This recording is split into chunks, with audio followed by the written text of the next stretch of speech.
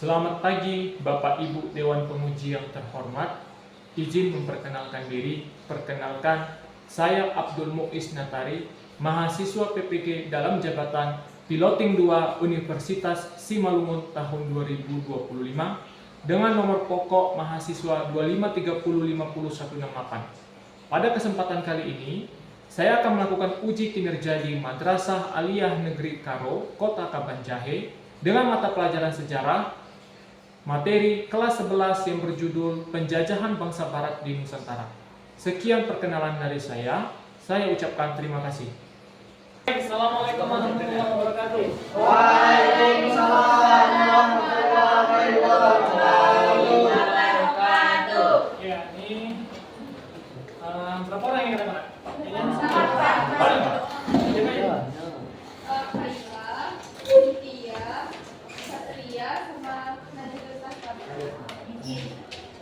Absen dulu ya? Cabut semua. Sekolah tapi dia pulang, Pak. Kenapa sakit? Iya. Kenapa?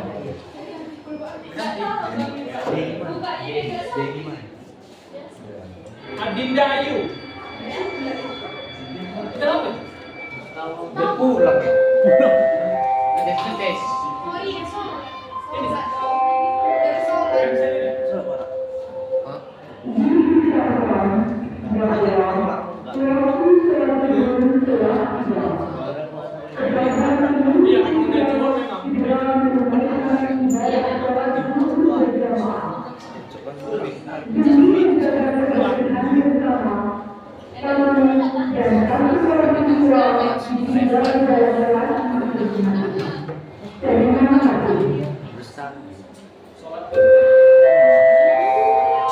Oke lah Bapak, absen dulu bentar ya. Adinda Ayu tadi, Airin Janifa, Aulia Dewi, terus Dani Sahfitri, Demi Ananta, Deni ya? Iya, Pak. Mana? Lagi di luar. Diva Jihanna, Farima Samar, Janres, Kaila Aulia. Sama sakit? Hah? Mana kampungnya? Di kampungnya, Pak. Kesia Purba, Khairani, Muhammad Diki Pratama, oh dia tadi ya. Nazil Tahta, gak datang. Nabila Humairo, Nabila Nur Fajriya, Nia Ramadhani, Nur Junita Sari, Raka Armadan, Hadir Pak. Reni Kesha, Saskiana, Satu. Cynthia Dewi, Dia ngomong tadi. Sylvia Nur Ainun, Satria Wijaya. Kenapa sakit? Mana Satria Wijaya? Alfa. Sri Egina, Saiful Fahri, Wirda Hasanah, dan Dimas Wirya Piranca. Empat orang berarti ya?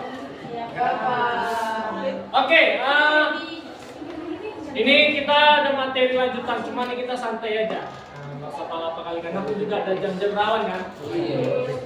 Cuma nama mau flashback dulu terkait dengan penjajahan. Nah, ini siapa di antara kalian yang mungkin bisa ngasih jawaban?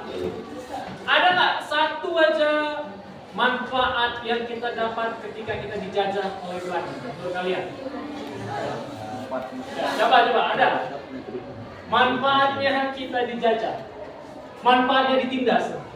Kalau ada manfaatnya, Bapak mau tindas ini? Ada nggak? Kita jadi tahu orang Belanda jahat. Jadi tahu? Orang Belanda jahat. Orang Belanda jahat juga ya. Tapi itu nggak semuanya. Siapa yang pernah nonton film Bumi Manusia? Yang bintangnya itu siapa ya? Iqbal Ramadan. Ada yang pernah nonton itu? Nah itu kalau kalian mau tahu kondisi Pak gimana suasana Indonesia ketika dijajah, Bapak recommended nonton film Bumi manusia. Itu settingnya itu ngambil setting latar belakang Indonesia masih dijajah oleh Belanda. Jadi kalau dibilang orang Belanda jahat, kalau di film Bumi Manusia itu enggak semua orang Belanda jahat, malah banyak yang baik juga. Apa kira-kira positifnya? Hah? Arsitektur bangunan bisa. Terus sistem uang, ya itu salah satunya ya. Sistem uang nenek moyang kita dulu memang nggak tahu pak. Taunya nenek moyang kita barter. Belanda yang memperkenalkan sistem uang. Kan ada berapa kasih tunjuk kemarin? Koin POC, udah pernah kan? Udah tanya sama nenek kalian, mana punya koin POC? Ada.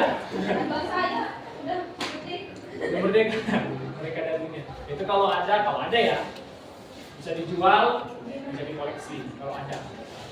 Nah terus kemarin kita bahas tentang VOC. VOC, ada yang masih ingat VOC? Apa itu VOC? Kongsi dagang. Untuk masyarakat partai. Itu bentuknya dia ormas atau PT usaha? Oh ya, oke. Jadi udah paham. Jadi kalau nanti tanya VOC itu apa? Itu negara kah, ormas kah, perusahaan? Jawabannya adalah perusahaan.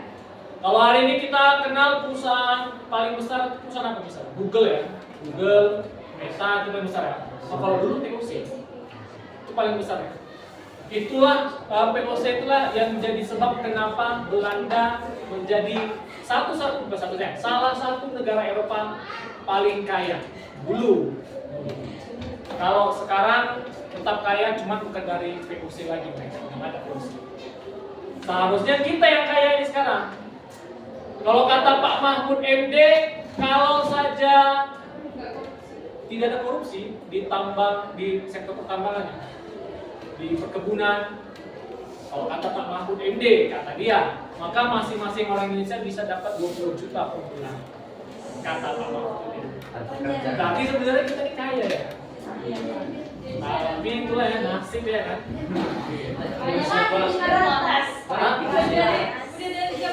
Iya. Makanya ada istilahnya masuk surga jalur WNI. Masuk surga jalur warga negara Indonesia. Karena sepanjang hidup sudah terzalimi terus. Dari kecil sampai besar. Nanti besar kalau mau nikah bayar sama negara. Siapa bilang nikah tidak bayar sama negara? Bayar pajak. Iya. Bapak dulu nikah bayar 650.000.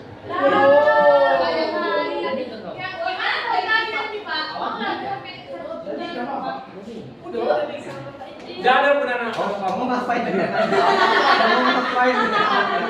Bapak udah nikah, kamu Oke, nah VOC.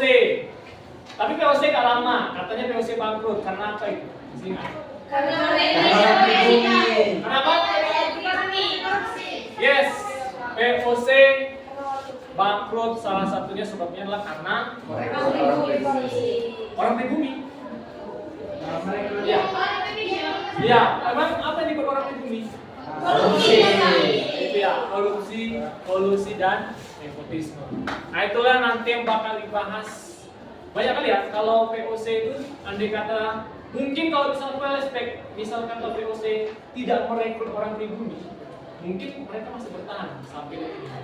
Berarti ada bayinya juga kan Pak? Ada bayinya juga ya kan? Gara-gara korupsi bubar, nggak jadi lagi VOC yang dijajah. Oke, nah itu terkait VOC. Misalnya kalau kira-kira sekarang bisa nggak kita membuat perusahaan semodel dengan VOC? Bisa. Modelnya, tapi cara kerjanya apakah memungkinkan kalau kita pakai model apa istilahnya monopoli lagi? Tidak. Ya, makanya kalau dibilang kalau mau membuat perusahaan sekelas VOC di masa sekarang mustahil. Kecuali kita punya modal besar. Atau kita jadi pionir. Pionir tahu apa istilah pionir kan? Pionir itu kita yang memulai yang pertama. Contoh Bapak kasih contoh nih perusahaan-perusahaan yang akhirnya booming jadi raksasa karena mereka yang memulai duluan. Mereka yang memulai inovasi. Pertama adalah Google. Google itu kenapa sekarang jadi besar? Karena mereka yang memulai inovasi sistem pencarian data. Dulu sebelum ada Google nggak ada yang lain. Google yang pertama. Karena Google yang pertama akhirnya dia jadi legend dan sekarang semua orang di dunia mencari sesuatu lewat Google. Terus di Google booming. Lalu muncul Facebook. Sebenarnya bukan Facebook sih yang pertama. Tahu pernah dengar apa dengan Friendster? Tahu Friendster? Friendster itu bukan. Sekarang kayaknya udah nggak ada lagi. Kalau zaman bapak dulu SD, bukan SD ya. Itu lagi hype-nya itu Friendster. Cuma Friendster kan kurang kayak Facebook. Jadi Friendster belum muncul, baru muncul Facebook. Facebook dia lebih keren pada waktu itu. Kenapa? Karena Friendster itu hanya upload foto, terus kasih keterangan caption. Kalau Facebook upload foto, ada kolom like sama komen. Jadi zaman orang bapak dulu SMP SMA kami kemarut-marut like. Makanya statusnya pun alay-alay semua. Karena yang Twitter cari like. Makanya bapak begitu kemarin, udah lama sih uninstall Facebook kan. Habis itu install kemarin, kok geli sendiri tengok status bapak. Daripada tengok orang nanti kan hapus dulu. Dulu kayaknya buat status itu keren kali rasanya, status bapak tuh. Karena yang like status gitu kan. Kakak kelas, adik-adik kelas pada nge-like semua status bapak itu kan suatu prestis kan. Cuma sekarang jijik kali namanya. Hapus. Makanya sekarang Facebook bapak udah kosong. Udah yang alay-alay, foto-foto aneh-aneh pun alay udah hapus. Apa? Jarang, cuman kalau di Facebook geli nih. Geli sendiri kayak wajah. Hapus semua. Itu zaman bapak. Facebook booming. Habis itu seingat bapak tahun 2014 muncul Instagram. Instagram pada waktu itu gak pala booming kali awalnya karena dia hanya mirip kayak Friendster, cuman bedanya fotonya lebih besar dan ada kolom like tapi nggak ada komen. Itu Instagram pertama yang ada tahun 2014. Bapak ada juga upload fotonya, foto lain juga sama kawan-kawan. Geli juga bapak hapus sekarang. Jadi foto sekarang foto yang bagus-bagus saja. Cuma intinya itu. Tapi sekarang akhirnya Instagram itu jadi lebih famous dibandingkan Facebook di kalangan anak muda. Kenapa? Karena ya itu tadi mereka pionir. Mereka yang platform media sosial pertama yang mengusung upload foto, terus ada komen, ada like, sama bisa buat story. Kan setelah IG barulah nanti ikut ada apa lagi? Ada nggak kira-kira medsos dan WhatsApp juga pionir, makanya dia besar. Karena WhatsApp pionir dia platform chat pertama tanpa pulsa, hanya modal internet. Kalau zaman bapak dulu kami pakai istilah SMS send all. Pernah SMS itu? Pernah hidup nggak biar SMS? Pernah ngirim orang SMS? Pernah kan? Udah pernah. Jadi kalau zaman bapak alay-alaynya dulu, kami kalau lagi gabut supaya kawan-kawan biar seru-seruan. Sekarang kan kita di grup ya, seru-seruannya kan. Masih kan punya grup kan masing-masing kan, yang nggak ada gurunya kan, yang nggak ada apa pengadilan ada kan? Ada Pak. Itulah rahasia ilahi di situ semua kan. Kalau kami dulu nggak ada karena masih WA manual. Ini sebelum ada BlackBerry ya. Akhirnya kami send all. Aduh, hujan, gerimis, apa nih? Kumpul yuk, send all kirim ke semua orang. Nanti baru masuk semua respon. Itu SMS cuma dulu. Habis itu muncul BlackBerry. Tahu ya BlackBerry ya? BlackBerry Messenger kan? Ya Pak. Itu pun juga dia pionir, cuman saya kekurangan BlackBerry, mereka hanya aplikasi itu hanya ada kalau kita beli HP-nya. Kalau nggak beli HP-nya nggak bisa punya aplikasi BlackBerry. Tapi WhatsApp mengalahkan semuanya. Kenapa? Karena WhatsApp nggak harus punya HP BlackBerry. HP biasa pun di semua platform dia bisa, yang penting kita download aplikasi. Makanya terakhir BlackBerry musnah. Tapi sekarang kalah BlackBerry, kalah saing. Dia kalah dari segi konten dengan WhatsApp. WhatsApp bisa story, bisa buat WA group, apalagi. Kalau BlackBerry Messenger ada memang grupnya, BBM group, tapi nggak bisa buat story. WhatsApp bisa story, bahkan bisa video call. BlackBerry pada waktu nggak bisa. Ya sayang kali sih sebenarnya bapak kalau ingat aplikasi BlackBerry bapak beli, karena banyak kali grup-grup SMA zaman dulu kan. Tapi setelah udah bubar, udah nggak jumpa lagi, makanya bapak kawan-kawan SMA bapak, SMP, SD udah lost contact beberapa. Apalagi kalau SD udah lost contact duluan. memang asli. Maka Bapak sekarang grup SD kan? Kayaknya grup SD masih ada ya? Masih. Masih ada kan? Oh, dan ada lagi dan post konteks semua. Karena di BlackBerry itu ada, cuma ada itu kalau kita bisa membangun perusahaan pionir. Kalau kita bisa buat perusahaan pionir, kita bisa sebesar POC. Kalau kita pionirnya. Kira-kira apa lagi nanti? Pionir-pionir perusahaan di masa depan nanti yang bisa dipakai. Robot, gila ya, robot bisa. Tapi itu butuh modal besar ya. Bapak selalu perhatikan gitu, perusahaan yang ngasih sesuatu hal yang baru, unik, dan mereka pionirnya pasti besar dan legend. Google legend, Apple legend, WhatsApp legend karena mereka pionir. Mereka mengikuti langkah POC. POC itu perusahaan pionir di Indonesia yang memonopoli rempah-rempah. Di Indonesia ya, di Belanda pun juga mereka pionir. Makanya kalian kalau misalnya mana tahu mau merintis usaha nanti, rintislah sesuatu yang belum ada pesaingnya atau kalian yang menjadi pionirnya dan orang butuh. Kalian jadi pionirnya dan itu orang butuh pasti cepat booming. Tapi kalau jualan yang udah banyak orang yang jual, susah mau jadi pionir, susah besar. Ayo kira-kira contohnya yang pionir, ada ya? Kalau Telegram itu mirip kayak WhatsApp, cuman bedanya Telegram itu kalau kita upload foto atau video nggak masuk ke memori kita. Itu makanya kenapa orang kalau yang grup-grup besar atau ada file-file besar itu diserap ngirim melalui Telegram. Ini Telegram semua sih. Iya, karena jarang anak SMA pakai Telegram. Telegram itu biasanya orang yang udah kerja itu karena banyak simpan file, foto, video.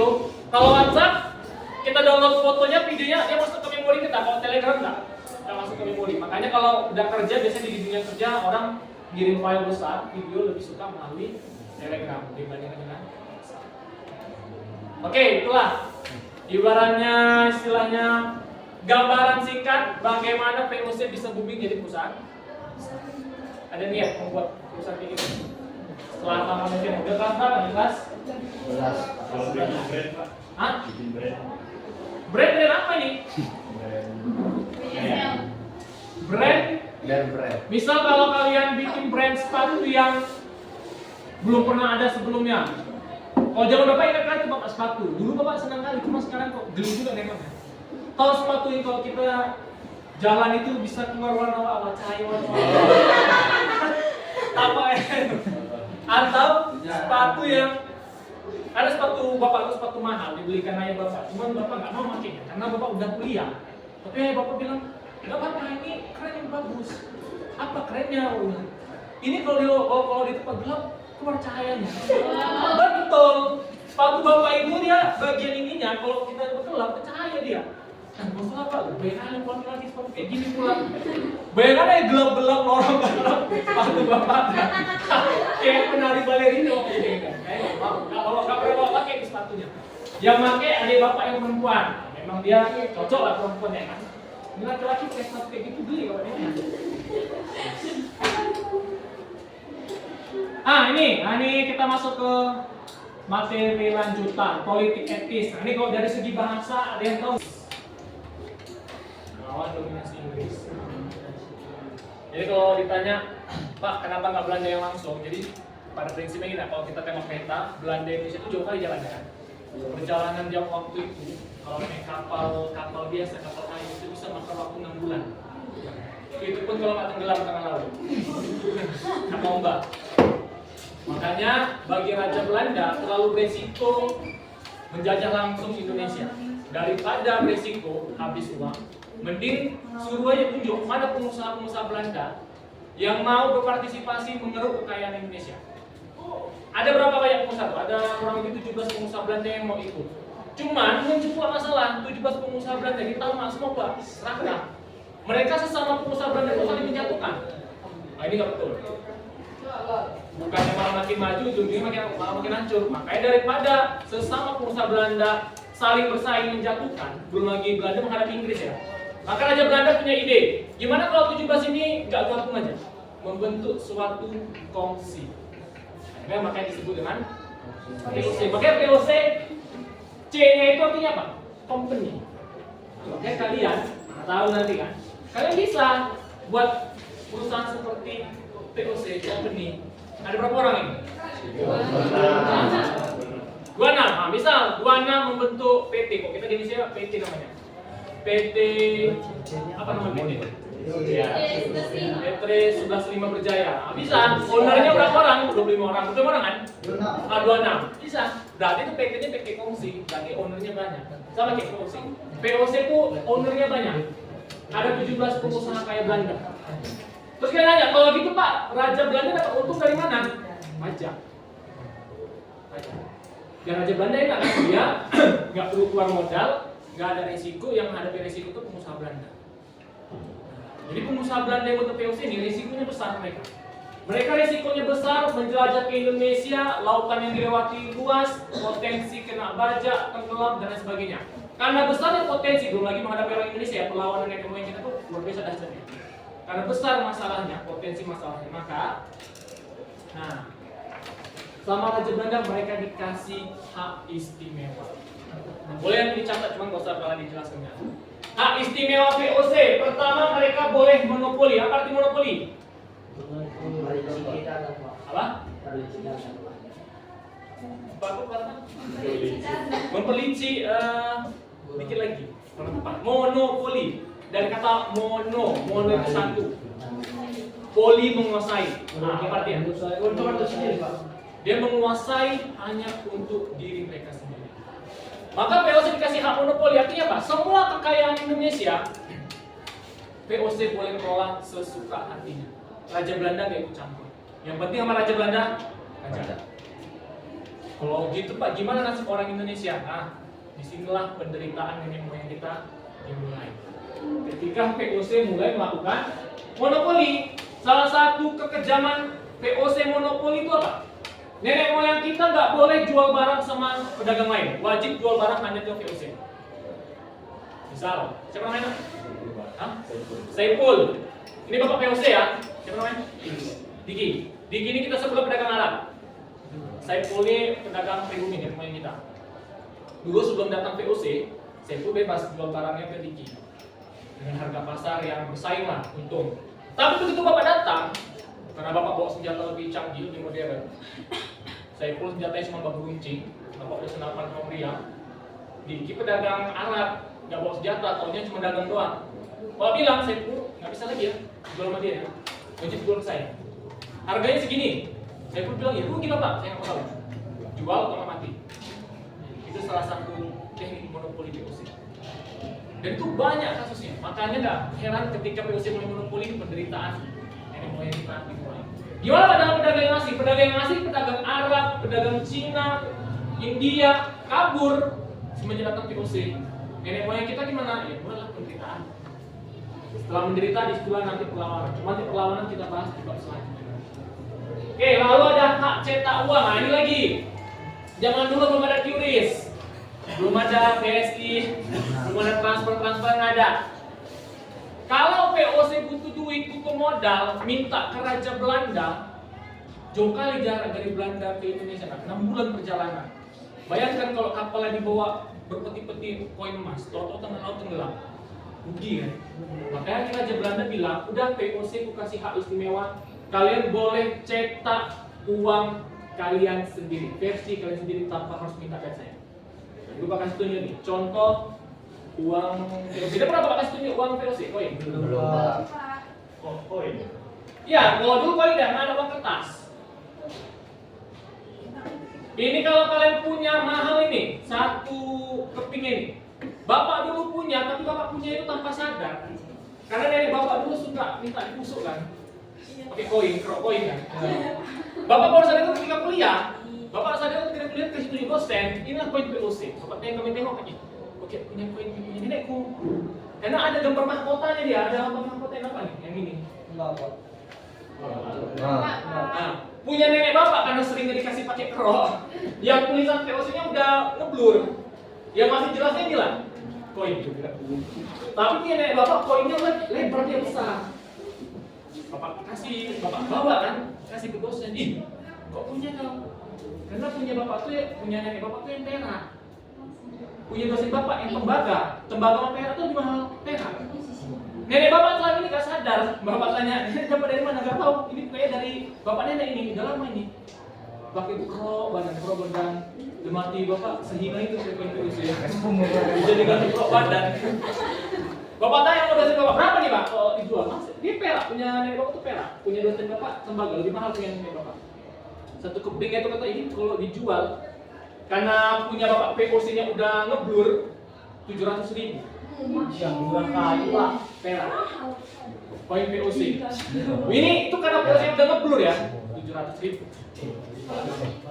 Konon lagi kalau yang poin POC-nya masih pure, masih jelas tulisan POC-nya sama lambang mahkotanya, itu lebih. Apalagi perak, kan macam-macam ya, ada bahan dari emas, perak, tembaga. Yang paling mahal itu bahan emas. Kalau ada itu luar biasa, satu keping itu bisa mahal. Ada tidak? Nah ini kalian tengok lah, kalau nenek kalian masih ada pakai kerokok koin gini, atau koin POC ya. Oke. Hak cetak uang, terus ini hak mengadakan perjanjian. POC boleh mengadakan perjanjian tanpa harus minta izin ke Raja Belanda. Nggak usah minta izin, udah langsung aja ambil keputusan. Mau buat apa dengan orang-orang Nusantara, terserah, dibebaskan sama Raja Belanda, nggak dipakai. Terus pelayaran Hongi. Hongi ini patroli laut. Konsepnya sama yang kayak Bapak analogikan tadi. Sebagai orang yang memonopoli, Bapak harus memastikan Saipul nggak boleh jual barangnya ke orang lain. Dan Bapak harus memastikan Saipul hanya boleh beli barang dari Bapak. Jadi Saipul mau beli barang ke pedagang Arab nggak boleh. Kalau ketahuan sama Bapak, Bapak tenggelamkan dia. Kalau ketahuan. Makanya supaya memastikan tidak ada orang Nusantara yang beli barang ke pedagang lain, dilakukanlah pelayaran hobi, patroli laut. Nah ini ya contoh sederhananya. Oke. Coba jawab. Kelihatan nggak kira-kira? Enggak Pak. Kalau nggak kelihatan boleh maju aja.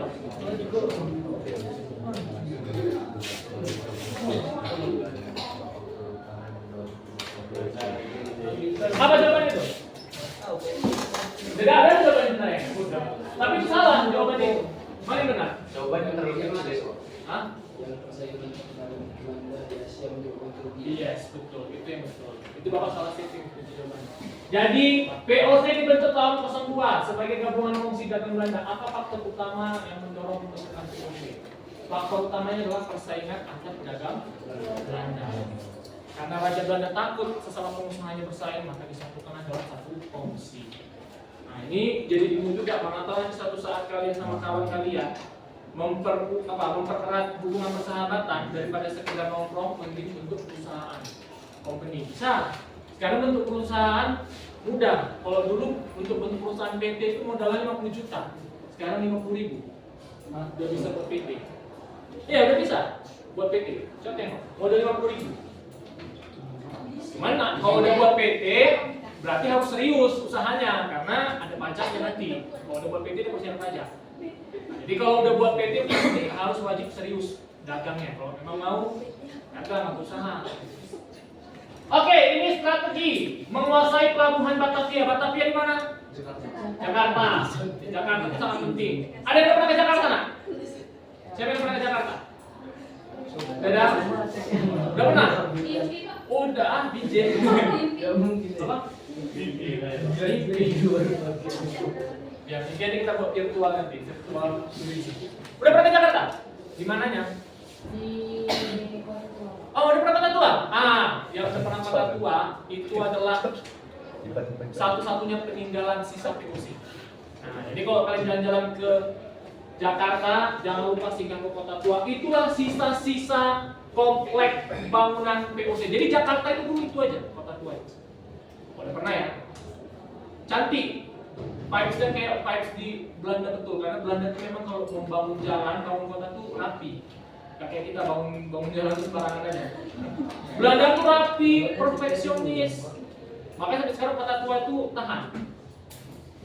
Ekspedisi militer, nah ini udah jelas ya. POC pakai cara militer seperti yang Bapak kasih analogi tadi ke Saipul.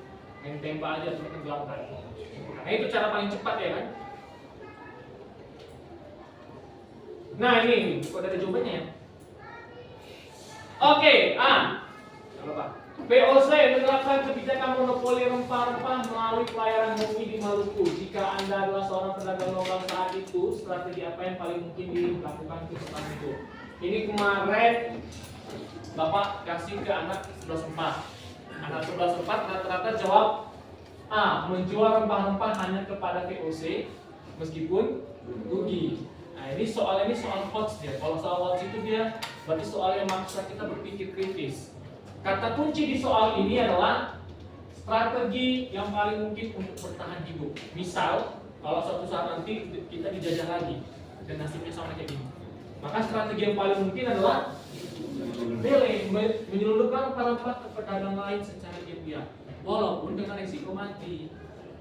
Dan kalau dalam sejarah, satu-satu wilayah di Nusantara ini yang paling susah dikendalikan Belanda itu, yang penduduknya paling bebal, itu orang Sumatera, terutama kita Sumatera Utara.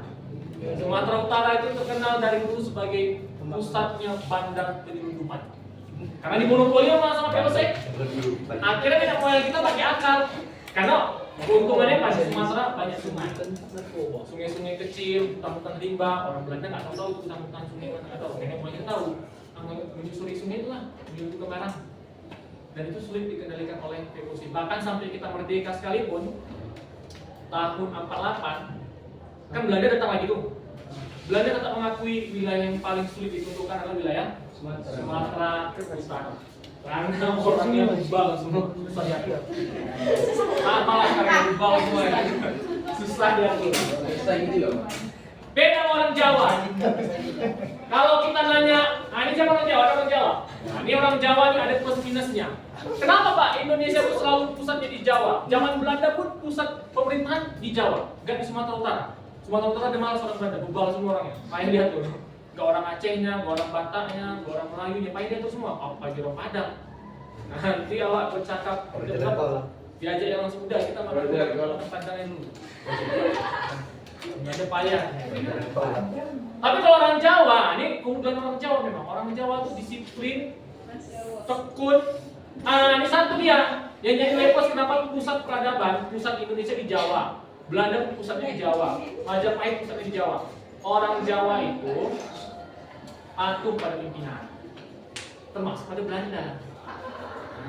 Makanya Belanda lebih suka bangun pusat kekuasaan itu di Jawa karena orang Jawa itu pekerja keras, disiplin dan patuh. Orang Batak enggak ada, orang Batak pengen diatur semua. Orang Aceh lagi pengen diatur semuanya. Sumatera ini, Pulau Sumatera dari Aceh sampai Lampung itu terkenal orangnya pengen diatur semua. Keras kepala, dia mau diatur malah dia pun yang mau mengatur. Itu loh ya. Perlu bangga juga kita karena gara-gara kita Belanda jadi malas. Senangnya orang Jawa.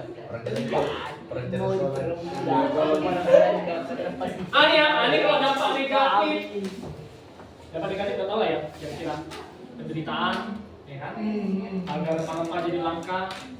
Kalau ini tadi dampak positif, kalau positif VOC, di situ Bapak kasih contoh VOC berkontribusi pada pembangunan Batavia, iya, kota tua. Kira-kira dia bisa kasih contoh nak dampak positif VOC? Maksudnya dampak positif kita dijajah VOC apa? Satu aja. Yakin nggak ada? Pendidikan, itu nanti yang belajar lagi yang main. Apa? Yes, kita jadi kenal teknik arsitektur modern gaya Eropa. Karena VOC bawa itu dia arsitektur modern. Ini arsitektur modern kita semua teknik pembangunan sekarang ini itu ngikuti gaya Eropa. Cuman masalahnya kenapa pembangunan kita sekarang Pak walaupun udah ngikuti gaya Eropa tapi gampang rubuh? Karena kita nggak mau maksimal. Kalau kita kalian tengok aja di Google YouTube, Belanda itu ketika misalnya membuat semennya itu nggak bisa semen yang asal jadi, harus betul-betul perfeksionis. Saking perfectnya sampai kokoh. Kota tua itu Jakarta kemarin dilanda gempa, gedung-gedung yang lain dua kacanya pecah. Kota tua bekas peninggalan sih nggak ada pecah kacanya, aman semua. Padahal usianya udah 400 tahun lebih. Gedung-gedung Jakarta yang modern-modern nampaknya ada keren, elegan, tapi gempa dikit pecah semua kacanya. VOC tadi. Nah itu salah satu positif kita bisa dapat ilmu arsitektur modern. Tinggal diapain aja nanti dipelajari kan. Ini pada negatif penindasan, monopoli, perang, kemiskinan, dan lain sebagainya. Ini kebangkrutan. VOC, perusahaan paling besar di dunia, mengalami kebangkrutan. Ini anomali nih, perusahaan paling besar, paling kaya, ujung-ujungnya bangkrut. Anomali ya kan? Paling besar, paling kaya, ujung-ujungnya bangkrut, gak jelas juga. Tapi sebenarnya ketidakjelasan ini dan sebabnya mereka bangkrut itulah ketika mereka mulai merekrut orang pribumi jadi pegawai. Nah, ada apa ya kan? Kenapa ya ini? Korupsi, kaget orang Belanda, gila orang pribumi ya. Direkrut langsung habis kekayaan VOC. Korupsi besar-besaran, nenek moyang kita, bukan nenek moyang. Kayaknya budaya korupsi itu dari dulu dari nenek moyang. Oke Belanda, ampun kami ini korup nih. Korupsi, biaya perang tinggi, utang numpuk. Untung banyak. Jadi singkatnya VOC ini pendapatan besar, tapi pengeluaran lebih besar. Dan pengeluarannya itu nggak jelas kemana. Karena itu korupsi, terus biaya perang tinggi dan utang. Ya, terpaksa lah utang. Biaya terus ada, pendapatan ada, cuma hilang ke kemana pendapatan yang nggak jelas. Ya mau nggak mau harus utang numpuk, akhirnya kolaps, bangkrut. Kalau kalian pernah dengar kerja Rodi, itu kerja Rodi? Kerja paksa kan? Selama ini kita belajar apa? Kerja paksa itu nenek moyang kita kerja paksa tak digaji kan? Ternyata salah kan? Udah digaji sama Gubernur Jenderal Belanda, udah keluar anggarannya untuk sekian ribu pekerja, dikasih ke bupati. Giliran sampai ke bupati, uangnya nggak turun ke bawah. Bupatinya orang kita, bupatinya orang kita. Kalau gitu siapa yang salah berarti? Nah, selama ini kita udah fitnah orang-orang Belanda, kelet kerja paksa dikasih gaji kami. Rupanya kakek moyang kita juga bermasalah rupanya. Udah keluar uangnya, tapi uangnya nggak turun ke pekerja. Itu takut penjara itu. Cuman intinya dia, makanya mungkin VOC kalau bisa di Edo Tensei kita tanya apa penyesalan terbesar VOC? Rekrut orang pribumi. Mungkin penyesalan mereka gara-gara rekrut orang pribumi bangkrut. Ini dampak ya, dampak monopoli, birokrasi. Birokrasi itu apa namanya? Birokrasi ini birokrasi itu artinya sistem yang ketat. VOC itu terkenal sangat ketat. Tapi bagi nenek moyang kita nggak ada yang ketat karena ujung-ujungnya seketat apapun ujungnya bisa korupsi juga. Itu keahlian paling hebat nenek moyang kita. Banyak celahnya dia. Sampai sekarang. VOC didirikan Belanda tahun 02. Tujuan utamanya, tujuan utama VOC didirikan cuma satu, yaitu berdagang. Itu tujuan utama. Nah, VOC bangkrut, masuk periode yang unik, periode ketika Belanda menjajah kita, tapi habis itu Belanda dijajah balik. Siapa yang dijajah Belanda? Jepang.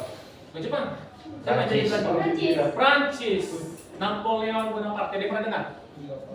Bulu Napoleon pernah dengar? Bulu Napoleon? Nggak pernah dengar ya? Pernah dengar? Bulu Napoleon. Bulu artis siapa itu? Pokoknya artis itu lah, Bulu Napoleon. Jadi ini periode tahun 1799-1811 Belanda itu di Eropa ya, Eropa itu menghadapi perang besar melawan Napoleon Bonaparte. Singkatnya gabungan negara Eropa kalah melawan Napoleon, termasuk Belanda. Belanda dikuasai Napoleon, termasuk Indonesia, karena Indonesia dijajah oleh Belanda. Makanya kita bilang itulah azab penjajah ya kan, azab penjajah dia dijajah balik. Tapi yang menjajah adalah bangsa Prancis. Makanya ini kalau dibilang pernah nggak Prancis menjajah Indonesia? Pernah, tapi secara nggak langsung. Mereka menjajah melalui Belanda yang sudah dikuasai oleh Napoleon Bonaparte. Nah ini soal setelah VOC bubar, Republik Batak mengambil alih kekuasaan. Perubahan ini menunjukkan bahwa awalnya VOC itu perusahaan dagangan, bangkrut, maka masuk Republik Batak. Republik Batak ini Belanda cuma dengan vibes Prancis. Nah ini artinya apa? Yang awalnya kita dijajah oleh perusahaan, berubah kita dijajah oleh negara secara langsung, yaitu Belanda. Tapi Prancis di belakangnya. Jadi kayak Indonesia ini dijajah Belanda, Belanda dijajah Prancis. Bisa bayangkan ya? Jadi yang dijajah ujung-ujungnya malah terjajah. Nah ini pada video. Ini Perang. Ini video bagaimana Prancis bisa menjajah Indonesia.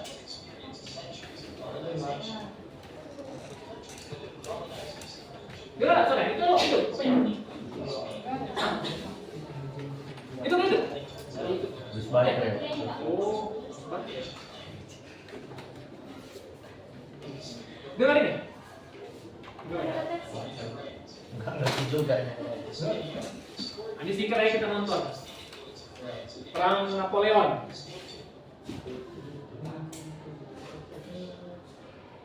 Napoleon Bonaparte, tokoh sejarah yang mengubah Prancis dari negara miskin jadi negara superpower dalam waktu singkat. Memang ada pemimpin kayak gini kan? Kita udah 10 tahun sama Pak Jokowi nggak berubah juga kayak gini. Napoleon nggak sampai 10 tahun.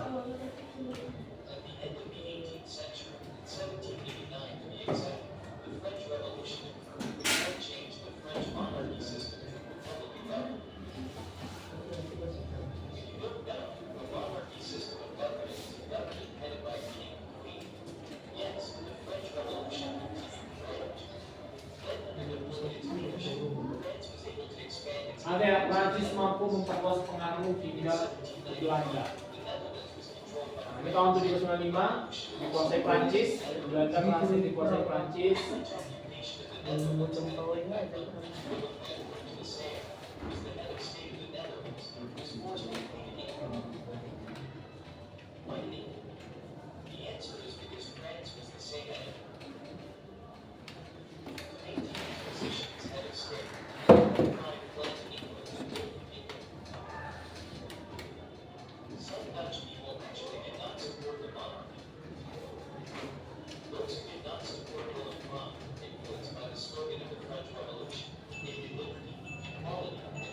Ini slogan orang Prancis, Liberté, Égalité, Fraternité.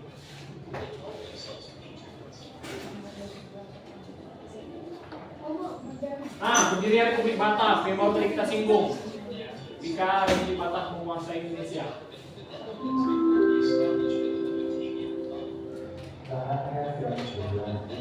Membubarkan VOC yang udah bangkrut gara-gara pribumi.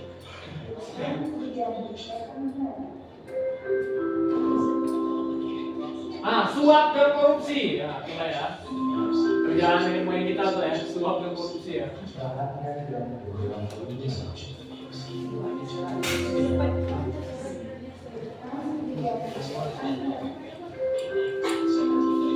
Nah, ini perjanjian Den Haag. Apa nih Pak perjanjian Den Haag ya? Jadi singkatnya dulu ada perjanjian di antara negara-negara Eropa ya. Tapi nggak usah dicatat karena ada begini sama materi, masih sekedar info aja.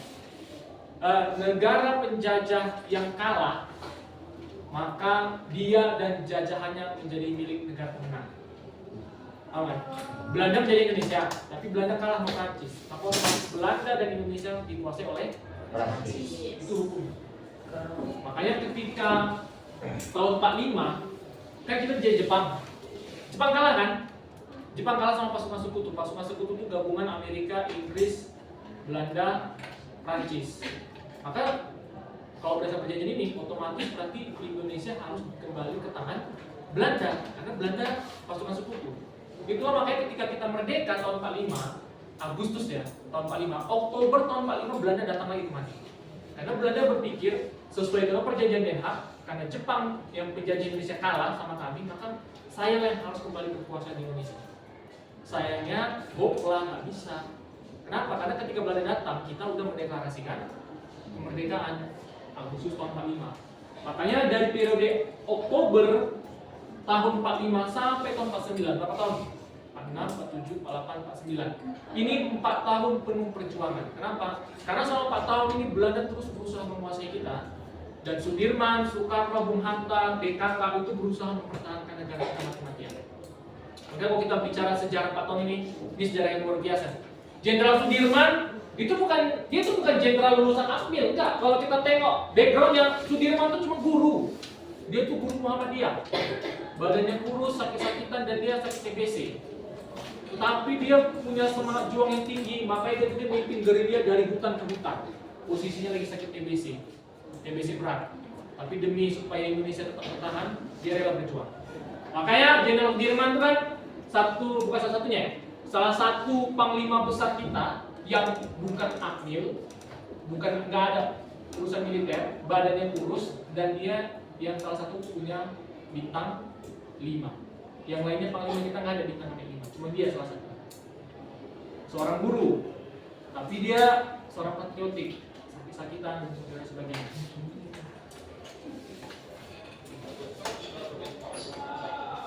Ini ya, nah ikannya ini. Jadi pemerintah Prancis mendirikan Republik Batak, maka sudah termasuklah Indonesia di dalamnya.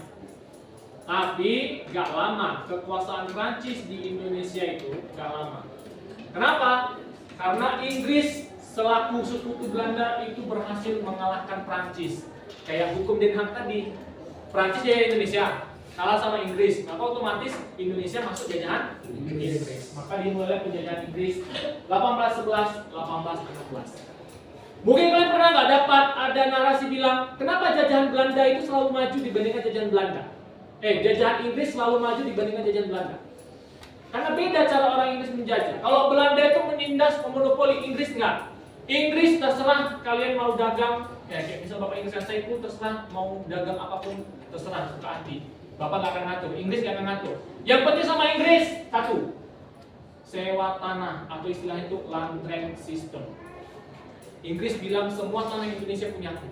Kalian mau usaha, mau dagang, mau apapun terserah, yang penting bayar pajak. Nah, itu bayar pajak tanah. Ini sampai sekarang ini sistemnya masih kita adopsi, nah. Makanya kalau kalian pikir kita nih hidup bebas di negara kita tuh enggak. Siapa yang di sini masih tinggal, maksudnya rumah itu rumah, bukan rumah sewa, rumah milik sendiri ada. Rumah milik sendiri kan? Tanya ke orang tua, berapa PBB-nya per tahun? Atau PBB? PBB itu pajak bumi dan bangunan. Jadi secara sederhananya, kita tinggal di Indonesia ini nggak gratis, bayar. Tapi melalui PBB. PBB itu ngadopsi dari ini, sistem sewa tanah. Jadi Inggris gitu, udah kalian terserah mau usaha apa, saya nggak ngatur, yang penting bayar sewa. Karena semua tanah Indonesia milik Inggris. Sistem sewa tanah. Bayar pakai apa? Koin emas. Inggris mau koin emas, bayar pakai uang. Terus perdagangan bebas, kayak Bapak bilang tadi, bebas mau dagang apa ya terserah, yang penting bayar sewa. Sewa tanah. Penelitian ilmiah. Nah, Inggris itu mendorong penelitian ilmiah. Makanya kalau saya heran, jajahan Inggris itu maju-maju. Siapa yang udah pernah ke Bogor atau ada yang tahu Istana Bogor, Istana Presiden? Istana Presiden kita banyak, makanya Presiden Indonesia enak kali istananya. Di Jakarta ada, di Bogor, di Jogja, di Bali, di Papua ada. Tapi di antara semua istana presiden kita yang paling mewah itu di Bogor. Bukan mewah ya, paling asri itu di Bogor. Karena Bogor itu, istana presiden di Bogor itu bekas bangunan Gubernur Jenderal Inggris. Namanya Raffles. Ada video? Pernah dengar? Thomas Edison.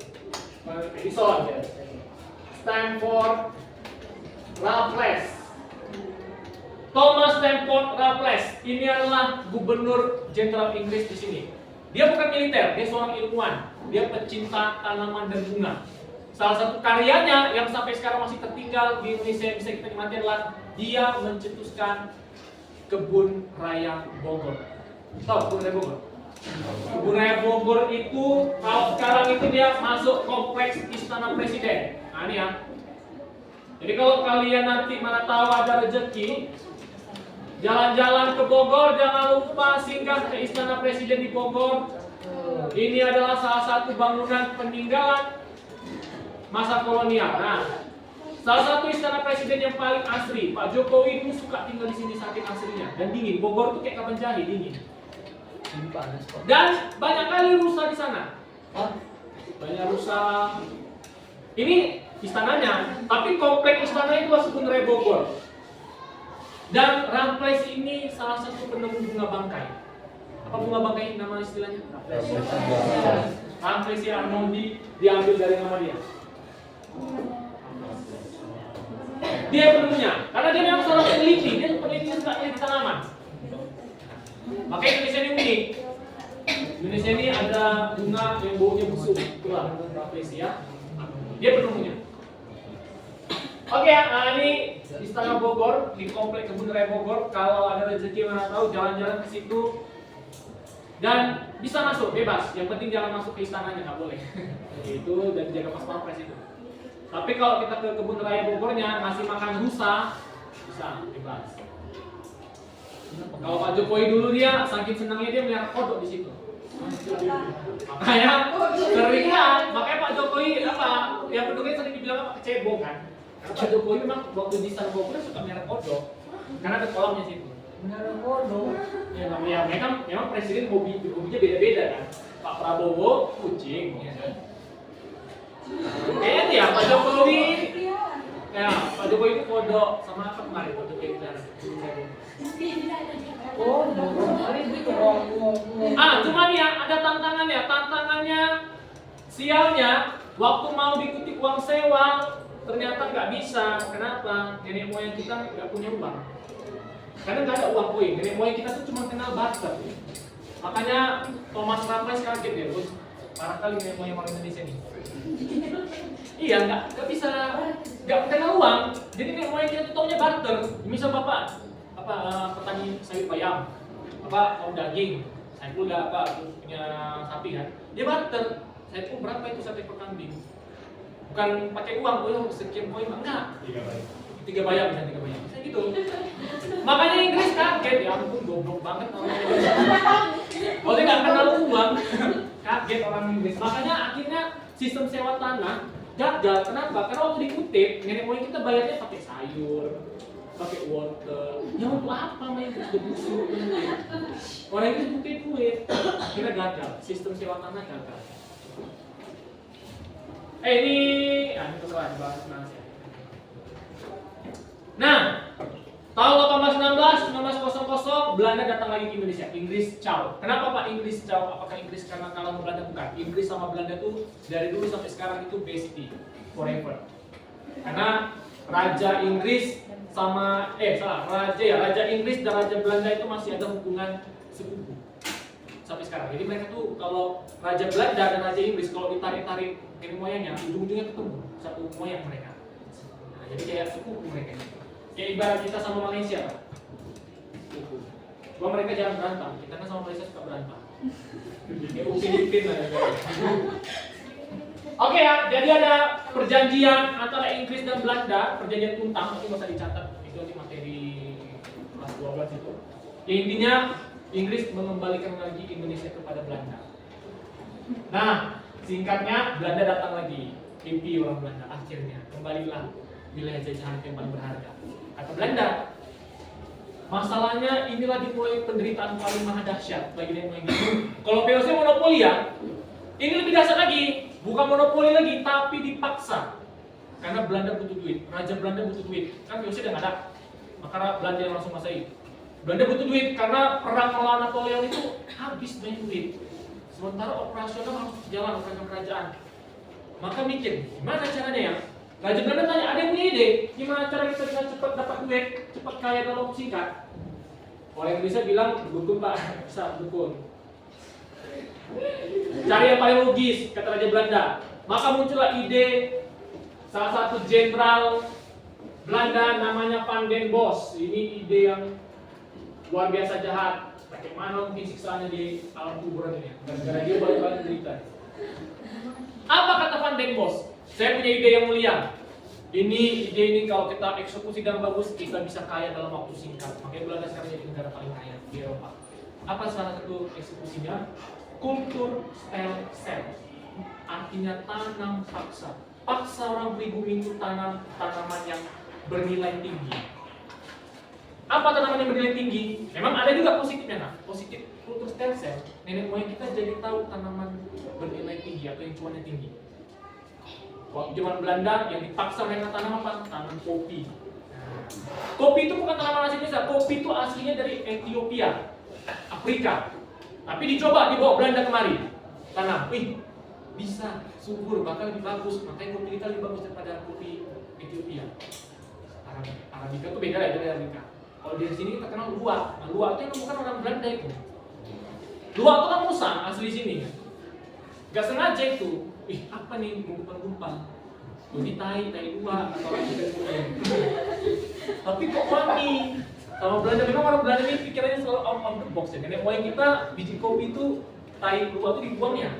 Sama orang Belanda karena tainya beda, wanginya beda, wanginya menggugah selera, gongseng. Makanya di kopi luwak itu mahal. Tapi luwak itu bukan luwak white kopi ya. Bapak dulu mikir luwak itu warna putih, nggak ada ya, itu ditokohi gitu, bodoh kali kita. Luwak itu warnanya kayak warna hitam biasa, cuma wanginya beda deh. Di sini Kalang ada, kalau kamu sini Kalang itu yang petani kopi yang memang dia spesial ada menyiapkan kopi luwak. Dia pasti di kebunnya itu dia melihara luwak, melihara musang. Biarnya yang musang itu makan biji kopi, nanti berak musang itu, malam-malam cari mana tadi musang itu. Tinggi lah. Iya, jadi pegang. Bulat-bulat kok. Iya, jadi tai luwak itu. Jadi luwak itu dia makan biji kopi. Biji kopi itu punya nggak bisa dicerna di perutnya, makanya dibiarkannya. Jadi dia udah tunggu bangku kalau dia mau kotorannya. Tapi wanginya enak memang. Wanginya itu bukan wangi tai, betul. Kalau kucing wanginya, kalau kucing yang biasa wangi tai kan. Ini luwak itu wanginya, ya bayangkan perpaduan wangi kopi sama tai. Tapi itu nenek moyang kita karena itu tai dibuang, orang Belanda karena tai yang unik diberdayakan. Sebagai kopi luwak. Ya, itu salah satu positifnya. Kita jadi kenal tanaman baru. Kita dipaksa nanam kopi, terus kita dipaksa nanam sawit. Nah, ini sawit juga. Sawit asli Indonesia, cuma dulu masih di hutan liar. Yang budidayakan orang Belanda, yang nanam kita dipaksa. Kita nanam pisang. Nah, pisang kita akhirnya tahu pisang itu asli Brazil, bukan dari kita itu. Terus apa lagi tembakau? Nah, tembakau itu rajanya di Sumatera Utara. Nampak kali orang Sumatera Utara suka merokok. Karena memang di Sumatera Utara tanahnya paling cocok untuk tembakau. Tembakau tahu kan? Tahu. Merokok. Nah, di sini kita pusatnya Sumatera Utara nih. Kantornya paling besar kalau ke Medan itu ada kantor Lonsum Sumatera. Pernah jalan ke Medan? Di Medan itu di lapangan Merdeka dekat stasiun itu ada wilayah Kesawan. Kesawan itu kalau ibaratnya kota tuanya Medan. Itu ada bangunan peninggalan Inggris Lonsum Sumatera. Itu satu-satunya perusahaan yang mengelola tembakau yang masih tersisa sampai sekarang. Tapi sekarang dia udah nggak pakai tembakau, karena tembakau udah nggak laku, kalah sama vape. Ya, orang sekarang lebih suka vape daripada rokok. Jadi sekarang Lonsum itu dia banyak bergerak di bidang sawit. Tapi kalau dulu dia tembakau. Jadi kejayaan orang Sumatera salah satu tembakau. Oke. Kenapa dipaksa? Karena Belanda butuh uang banyak, maka harus dipaksa orang pribumi nanam tanaman bernilai ekspor. Tapi ada dampaknya ada dua. Bagi orang Belanda, dampak tanam paksa mendatangkan kekayaan yang maha dahsyat untuk mereka. Orang Belanda kaya-kaya gara-gara ini. Tapi bagi pribumi, miskin melarat. Karena dipaksa, kalau dipaksa itu dia gak dibayar. Jadi, kayak misalnya kita tetap kultur secara satu pertama, Bapak punya tanam, maka sama Belanda dipaksa setengah tanah Bapak harus ditanam dengan tanaman kopi atau tanaman apapun yang diminta Belanda. Bapak harus mau, kalau Bapak nggak mau, Bapak ditembak. Kalau misalnya, iya saya udah tua, saya punya tanah udah beli setengah, tapi saya nggak mau kerja, boleh tapi bayar. Bayangkan, Bapak bayar di tanah Bapak sendiri yang diolah Belanda, yang hasilnya untuk Belanda semua. Bapak nggak dapat apa-apa. Ya, Bapak hanya dapat hikmah aja, sabar-sabarnya. Makanya bagi Indonesia kemiskinan ekstrim, kelaparan ekstrim, melarat, banyak yang mati. Yang punya sawah, ubah sawahmu setengah untuk tanaman ekspor, setengah lagi untuk sawah boleh. Gak bisa lah, nanti kurang apa produksi padi, tanam atau mati. Tapi gitu aja, kultur sel paksa. Dan ini sukses, bagi Van den Bosch ini sukses, bagi Raja Belanda sangat sukses. Kenapa? Mendatangkan banyak keuntungan. Termasuk gula. Nah, ini kita bahas dulu ya. Gula dari tebu itu asli dari Brazil.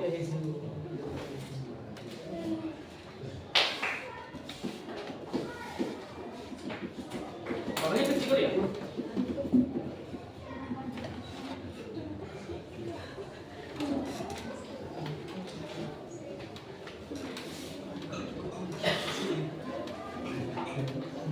Oke ya. Nah, itu ya foto gambar Van den Bosch ya. Ganteng sih memang, tapi kurang ajar. Apa? Iya, Pak. Nah, ini Van den Bosch ya. Jandres mana Jandres? Jandres namanya apa? Nama Belanda ya Jandres. Johannes van den Bos. Apa? Itu CRT itu. Sidemani. Oh, kamu ke Sidemani. Itu bekas peninggalan zaman apa itu? Oh. Jadi tanaman ekspor itu kopi, teh, tembakau, gula, pisang. Ada banyak beberapa tanaman yang diwajibkan ke Belanda kita tanam. Yang dulunya itu bukan tanaman asli, tapi akhirnya kita jadi kenal. Manggis. Nah ini masalah nih, daun tembakau. Oh, sama ini, kakao. Kakao itu coklat dan vanila. Bukan vanila ya. Vanila itu juga dari Brazil. Iya, Brazil banyak kali tanamannya karena Brazil itu apa ya? Mereka hutan itu Amazon itu besar kali ya. Jadi banyak kali keragaman yang bisa ditanam. Dan suburnya cocok sama tanah kita. Makanya hebat di Indonesia ini tanahnya luar biasa subur. Saking suburnya tanaman dari mana pun bisa hidup di sini.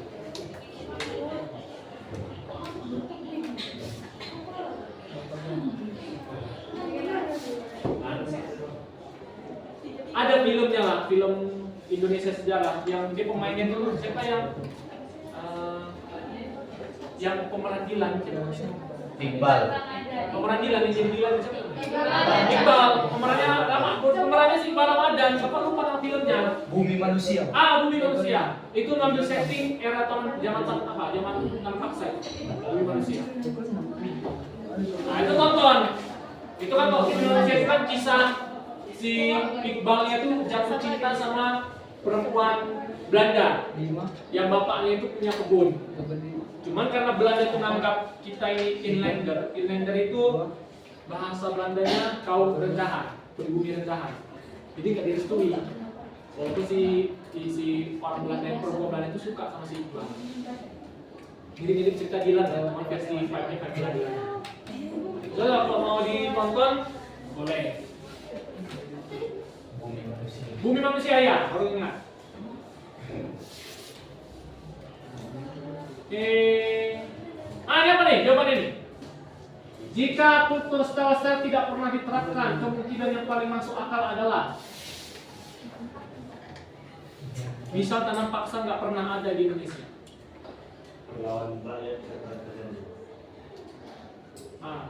Ada jawaban itu perlawanan rakyat tidak pernah terjadi. Oke, kita tengok ya. Apakah ini atau ini? Bisa. Apa paling banyak A atau C nih? C. Coba.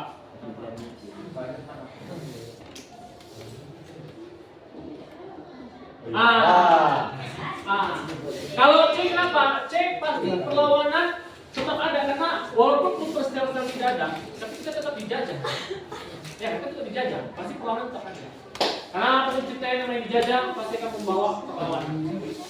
Cuman kalau tanah paksa tidak pernah ada, maka itu Belanda nggak akan bisa dari pembangunan. Makanya kalau kita tengok Belanda itu secara geografis, kalau belajar geografi, Belanda itu letaknya di bawah laut, ngerti kan? Ibaratnya laut itu di atas mereka. Jadi mereka itu sebenarnya gampang tenggelam.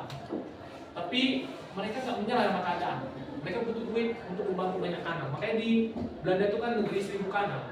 1000 kanal, 1000 kincir angin. Dari mana mereka dapat duit itu semua? Jadi hasil kultur stel-sel. Karena hasil kultur stel-sel itu betul-betul membawa banyak kekayaan bagi Belanda.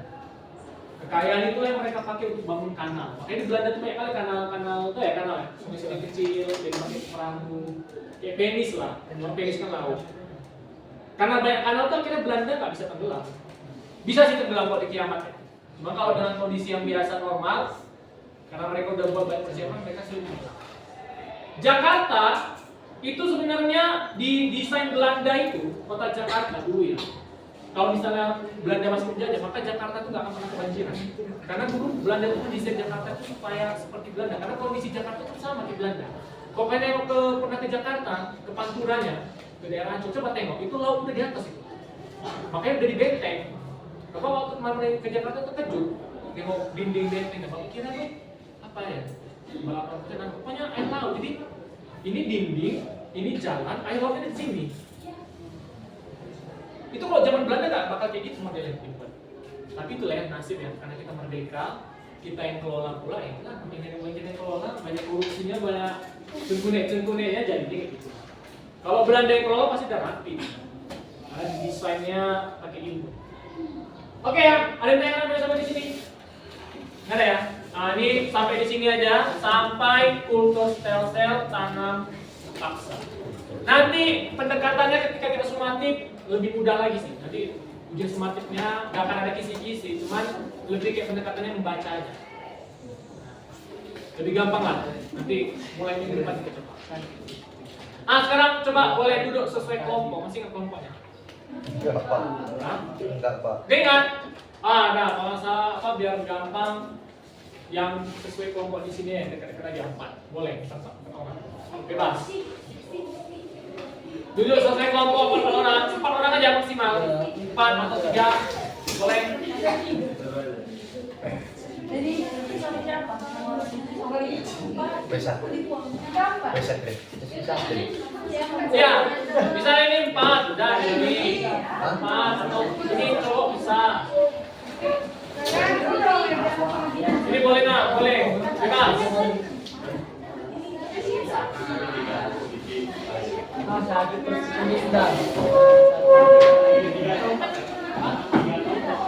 Ya, 3 atau 4 boleh. 3 atau 4 boleh nak, bebas. 3 atau 4 boleh. Video apa? Tadi berapa menit?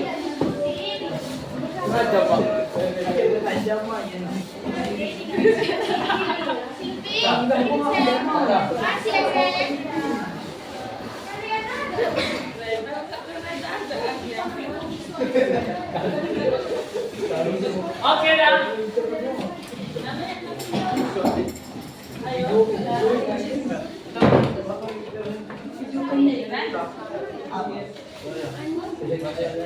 Oke.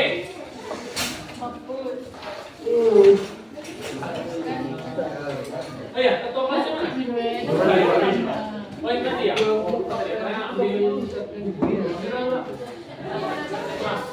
Buku cetak beda.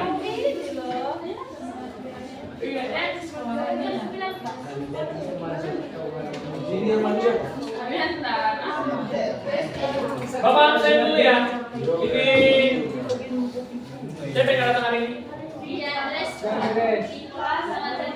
Ripa. Oh, Ripa kenapa? Sakit. Oke, Ripa. Terus Jandre sama. Apa juga ya? Alinda, Airin, Aulia Dewi, Dani, terus Dewi Ananta, Diva Jodi. Ini Dewi Lestari kenapa? Pindah mana? Pindah ke Belanda, Pak. Apa ini ke orang tua? POC ya.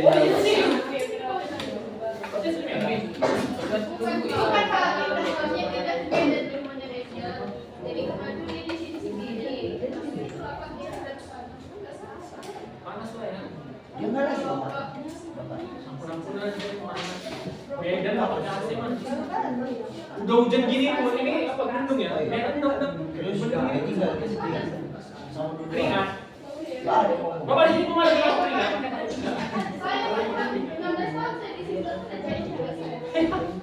Langsung keringat saking di sini. Bahri. Kaila. Keisha. Hairani. Muhammad Diki. Apa lagi? Oh, yang itu tadi ya? Kenapa nih? Nazla. Nazril. Ada Pak. Nabila. Nabila Mayo. Nabila, oh ya, gitu ya. Itu lebih ini sih. Nia Ramadhani, Nur Junita, Nabila Nurfajrina, terus Raka Armadan, Reni Kesha, Saskiana, Cynthia Dewi, Satria Wijaya, Triana, Wijaya dia. Saiful, tadi ya, apa ya? Firda Hasanah. Oke, inilah tugasnya sederhana. Ini ngecek apakah tadi kalian sudah memahami urutan itu belum. Tugasnya kalian tinggal buat ini aja. Timeline, pernah dengar timeline? Apa arti timeline? Ya, garis waktu. Garis waktu atau urutan waktu. Pak, garis waktu apa yang kami tulis? Garis waktu penjajahan Indonesia dari VOC, Waalaikumsalam. Dari VOC sampai kultur Telkomsel. Gimana? Ini garis waktu sedikit dijelaskan. Contohnya gini ya, misalnya. Contoh garis waktunya coba dipanjangin. Yang pertama Pak, VOC ya. Tahun 1602. Nah, kalian mau penjelasan singkatnya tentang VOC, singkat aja. Misal, VOC, contoh kelompok 1 ya. Kalau di sini dia bilang VOC perusahaan dagang, nah, dagang Belanda. Oke. Udah, ini aja. Ada atau bikin kelompok yang lain membuat VOC. Fungsi dagang khusus untuk mau monopoli barang-barang. Oke, terserah. Penjelasannya tergantung kelompok masing-masing. Setelah VOC masuk era apa lagi? Republik? Republik Batak. Republik Batak. Gitu pola penjelasannya sesuai pemahaman kelompok masing-masing. Sampailah nanti terakhir ada kultur. Ya, kultur sel. Oke, itu aja. Buat aja di satu kertas lembar, satu kelompok satu. Jadi bukan masing-masing ya, satu kelompok satu aja. Tapi nanti bukunya ada dikasih. Jangan buku supaya kalian nanti tengok penjelasannya apa yang buku ini buat. Buat penjelasan singkatnya. Penjelasan singkatnya pokoknya panjang. Satu dia dari aku.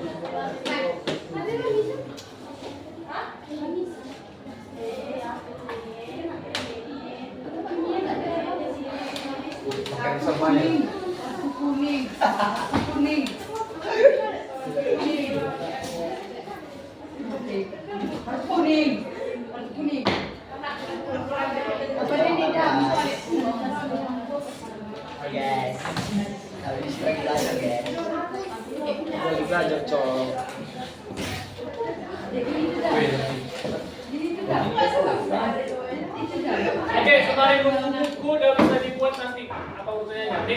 Pas udah buku dari buku tinggal penjelasan singkatnya dulu.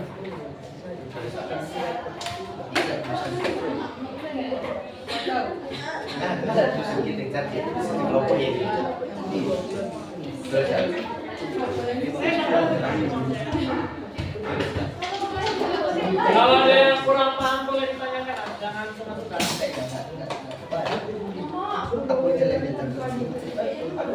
Sekarang hari apa Kamis ya? Ini masih segala.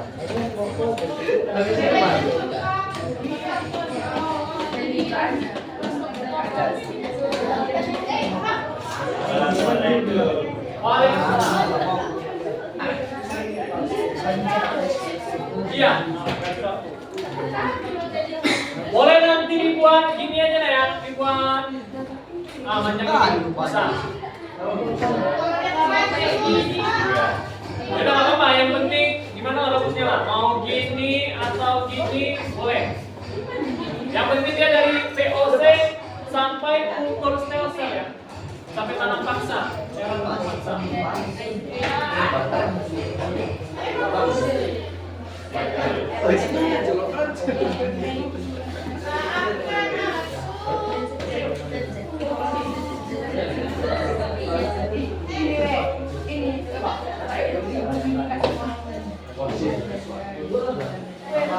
Garis waktu deh.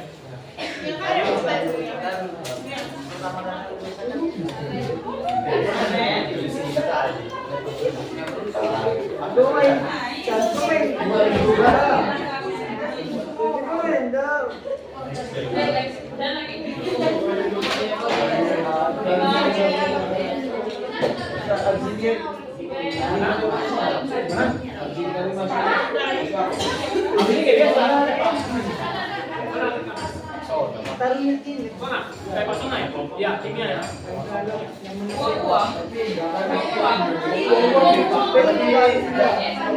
Nanti jam bawah ke sana, Bapak Ika masuk.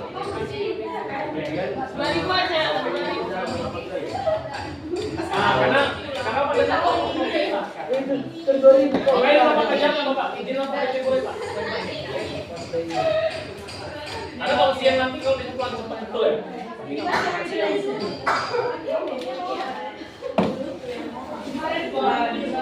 Oke, silakan Anda boleh kerjakan ya. Kalau ada yang kurang paham boleh ditanyakan.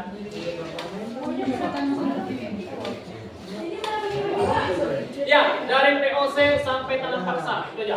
Sel-sel. Masya Allah.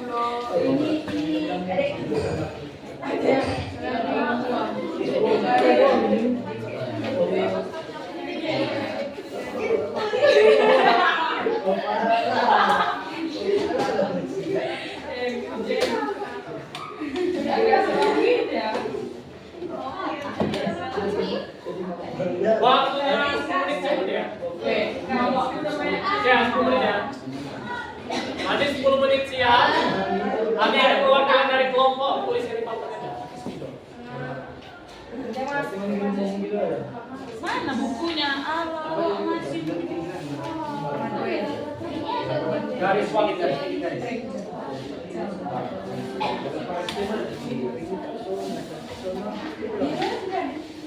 Berarti nanti jarum panjangnya di angka 12 habis ya kan? Jarum panjang di angka ya lah 12.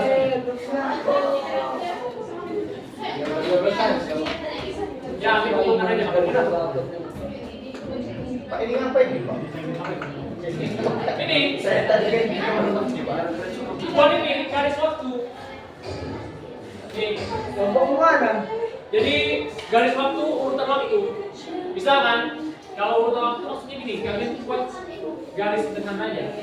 Garis urutan waktu dari era VOC sampai stem cell. Itu saya singkat. Contohnya gini. Contoh misal ini kita buat garisnya gini ya. Ya kan? Ya Pak. VOC, pertama dimulai dari VOC tahun 16.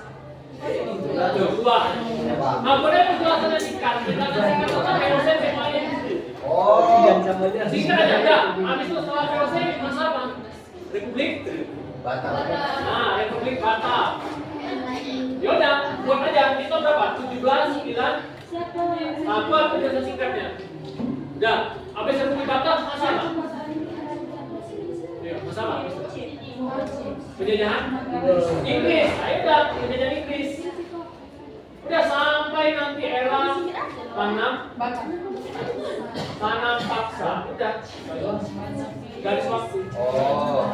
Penjelasannya singkat aja. Penjelasannya memang itu yang ringkas saja. Sifatnya dan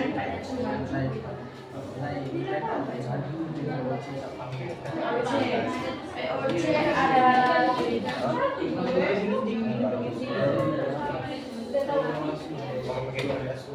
Pakai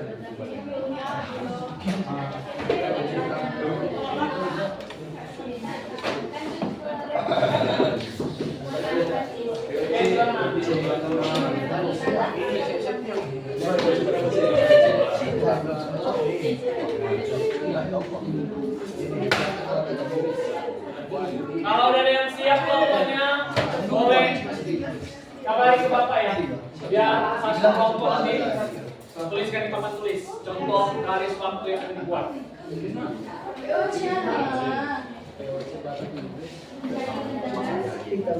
Di Bapak. Nanti singkat ya.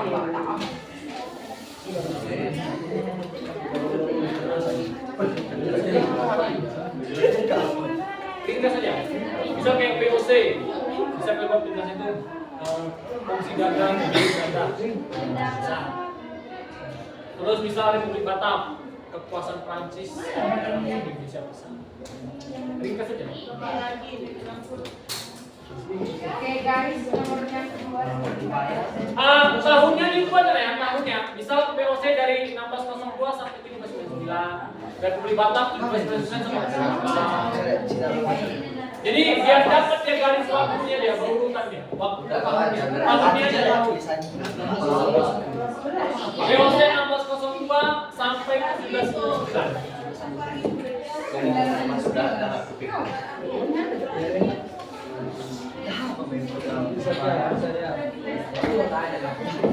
Biar tahu loh. Aduh, nggak tahu juga. Tapi katanya biar tahu ini udah dibilang baik dua lagi sama jam 2 acara.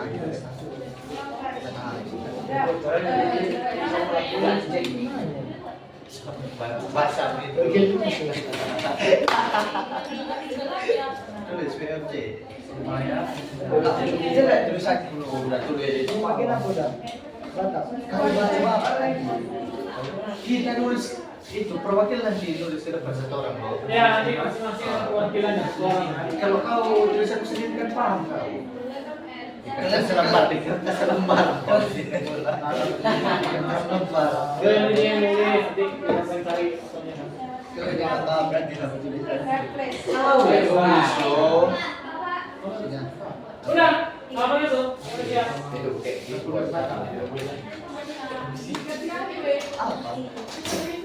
Dibuat 1602. Itu.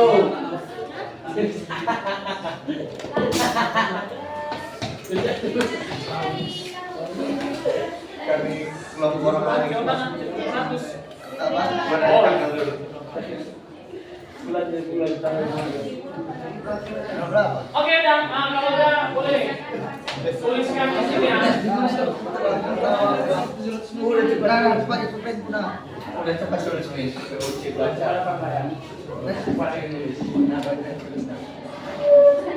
Oke, ini ada kelompok yang siap. Boleh tuliskan.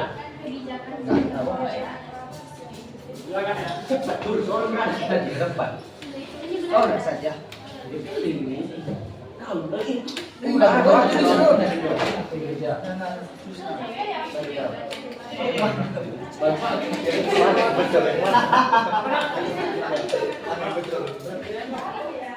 Ya, dari tahun 1799 sampai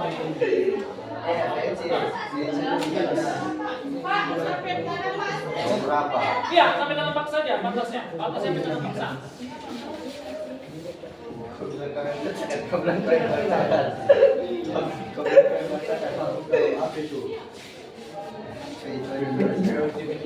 Oke, itu dada kawannya ya, papan. Boleh pegang nanti. Tapi penjelasan kelompok mereka ya, penjelasannya jangan sama.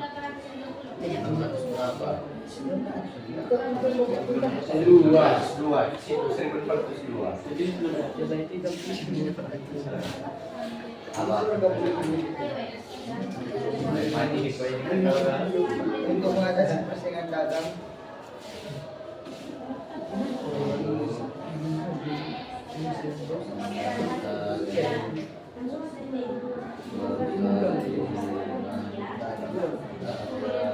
Diantara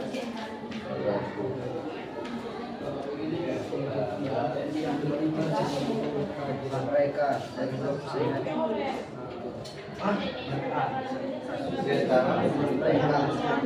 mereka siapa? Bukan aku, mereka cuma di antara pedagang Belanda yang lainnya.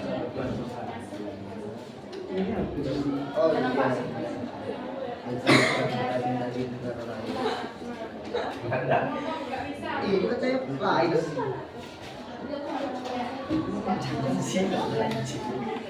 Bahasa tadi banyak kali di sini kanan.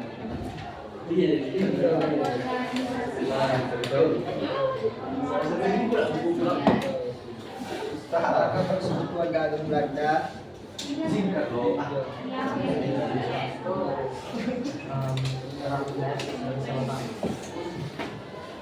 Cari kali ini saya dari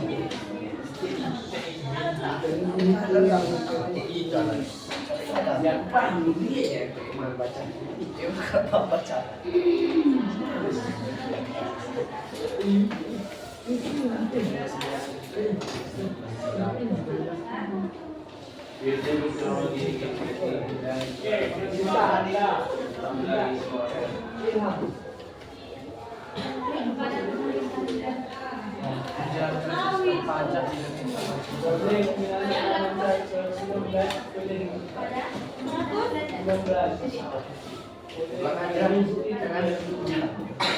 Saya ini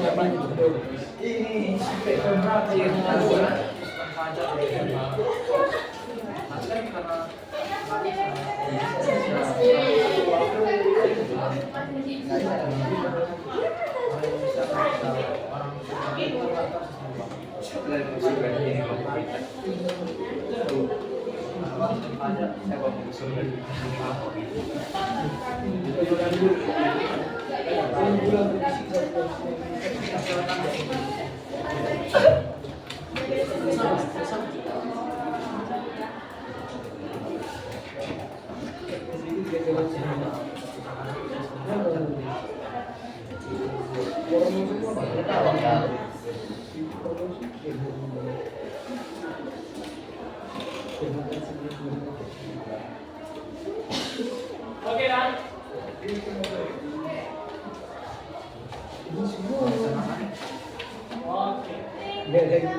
Oke. Nah ini contoh timeline dari temannya. Nah ini kelompok mereka. Oke ya. Oke dah. Jadi nanti ini kita kumpulkan aja. Kalau udah siap hari ini boleh kumpulkan hari ini. Coba kalau mau nanya, menurut kalian ya, dengan kita belajar timeline sejarah seperti ini, apa kira-kira dampak positif satu aja yang bisa kita dapatkan? Timeline. Apa yang namanya? Jadi enggak beli Ya. jadi tahu apa yang sebenarnya kita tahu Oke, yang lain ada? jadi banyak bahan-bahan yang bisa kita dapatkan di Indonesia. Oke, bahan-bahan kita jadi tahu sebelumnya. Ada lagi yang lain? Ilmu arsitektur. Ya, ini efek dari kejadian Belanda ya. Terus ada lagi? Kalau mengenai timeline-nya sendiri, kita bakal sebutkan urutan waktu. Apa manfaatnya timeline itu? Bisa dipakai urutan waktu. Jadi jelas urutan waktunya. Oke, nah, jadi timeline itu kira-kira timeline itu kalau minta di mana-mana ketika kita ingin mencari tahu sesuatu hal, maka kita harus cari tahu dulu urutan peristiwa. Bahkan polisi aja ketika mau menyelidiki sesuatu pasti cari tahu urutan peristiwanya. Makanya kenapa saat ini wilayah Sidikalang jadi banyak kopi, itu kopi itu nggak turun dari langit. Nah, dia ada sebabnya kenapa kopi bisa sampai ke Indonesia. Salah satunya itu karena tanam. Seperti kata kawannya, kita jadi kenal tanaman-tanamannya bernilai. Oke ya, jadi itu timeline. Harapannya nanti dengan belajar timeline kalian jadi tahu urutan peristiwa. Jadi nanti kalau ada gosip-gosip atau ada pertengkaran, jangan lupa bawa emosi, cari tahu dulu apa sebabnya. Apa timeline ini? Sebelum kayak gini apa? Oke ya, ada yang tanya kan? Ada, kalau nggak ada boleh kembali ke tempat duduk masing-masing. Ini tugasnya kalau udah siap boleh kumpul nanti. Kalau sekarang ya, walaupun belum siap boleh nanti atau mungkin di depan juga boleh. Oke, silakan duduk kembali ke tempat duduk masing-masing. Bapak tutup. Assalamualaikum warahmatullahi wabarakatuh. Udah, namanya apa? Namanya jangan lupa dibuat nama kota.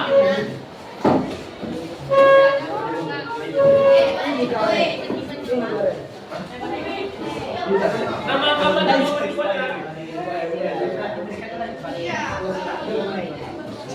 Pecah itu penggemar.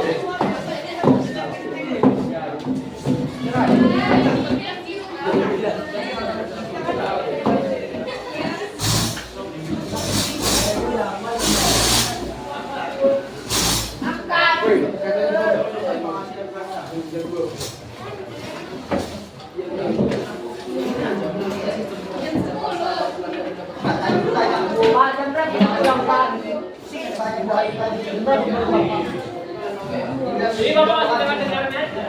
Tapi mudah-mudahan betul. Yang mudah-mudahan betul lah kan Pak. Kayaknya antara jam 10 ke 11. Pak. Hah? Berapa Pak? Antara jam 10 ke 11 Pak. Woi Tata. Kau maksud lu apa ini? Wah. Kasih video apa ini?